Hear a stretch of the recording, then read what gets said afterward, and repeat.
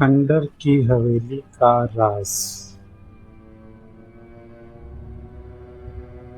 नमस्ते दोस्तों, आज मैं आपके लिए एक ऐसी कहानी लेकर आया हूँ जिसे तैयार करते हुए सच कहूँ तो मेरी भी रूह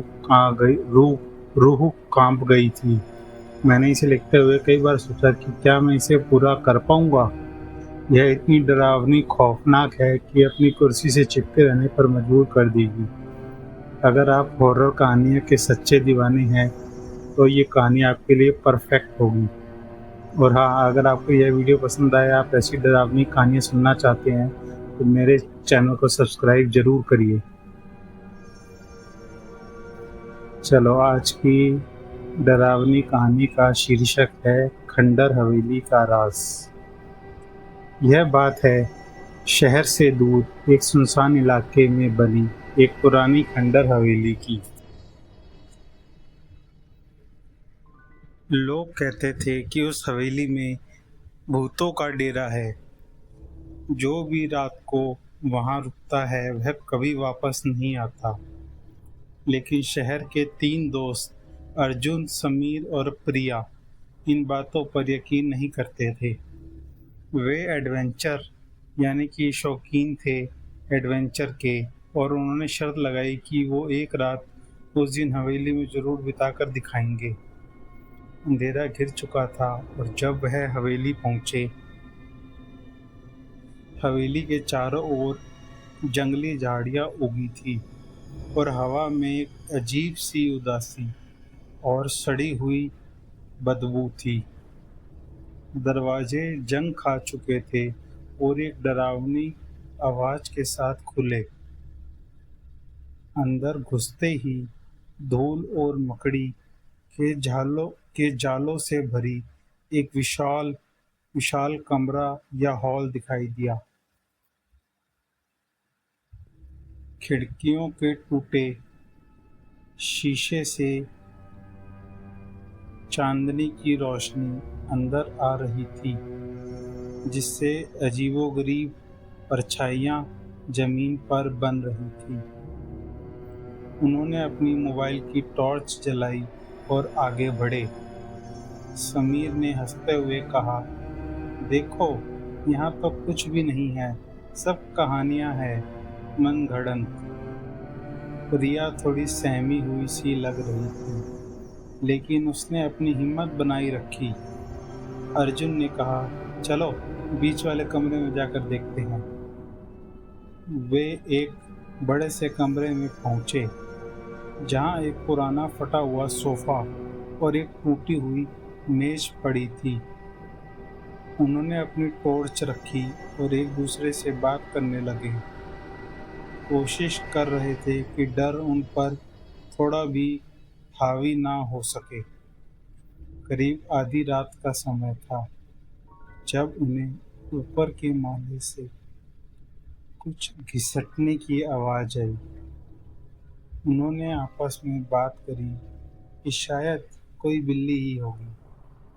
समीर ने कहा, लेकिन उसकी आवाज से थोड़ी मन में घबराहट हुई।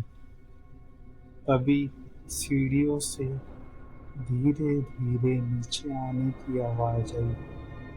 च, च, च, जैसे कोई भारी चीज घसीटी जा रही हो। तीनों दोस्त एक दूसरे को देखने लगे। उनकी सांसें तेज हो गई। आवाज और करीब आती जा रही थी। वह अपनी जगह से हिल भी नहीं पा रहे थे।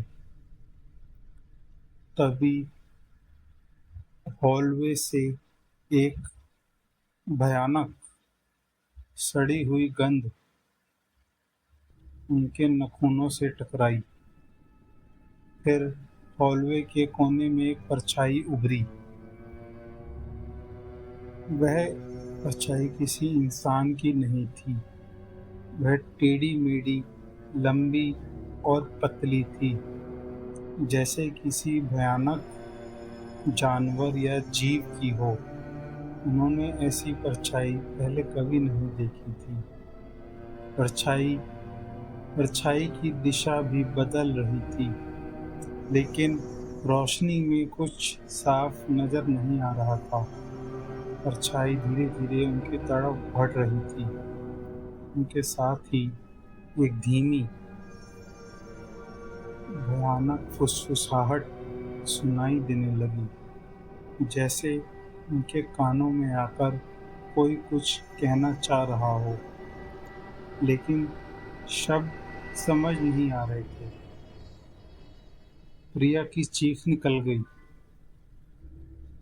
अर्जुन ने हिम्मत करके अपनी टॉर्च की रोशनी उस परछाई पर फेंकी, लेकिन वो परछाई के ऊपर रोशनी फेंकी तो वो उसको आर पार कर गई। परछाई को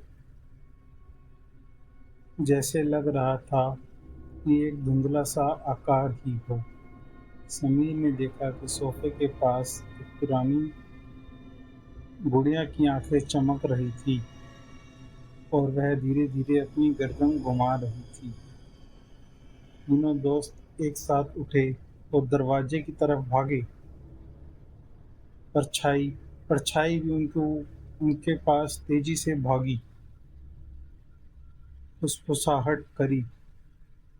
अब अब एक भयानक हंसी में बदल चुका था माहौल। वे दरवाजे से बाहर निकले और बिना पूछे मुड़े भागे जब तक वह हवेली से बहुत दूर नहीं आ गए। वे तीनों बुरी तरह से डर गए और कांप रहे थे।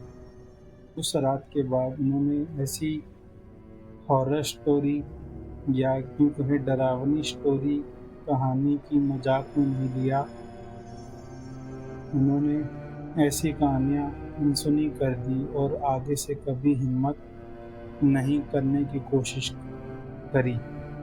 कभी किसी खंडर हवेली के पास जाने की हिम्मत नहीं करनी।